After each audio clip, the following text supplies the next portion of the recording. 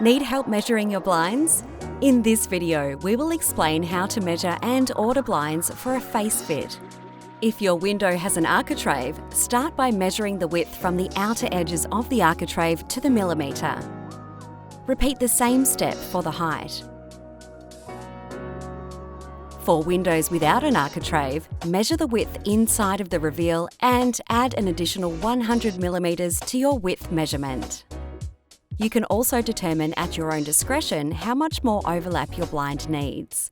Now repeat these steps for the height, again adding an additional 100mm to your height measurement.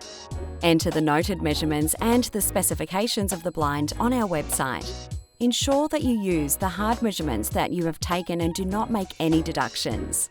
And your perfectly tailor-made blind will be on its way to you soon. If you need further assistance, book a free video consultation with one of our product specialists.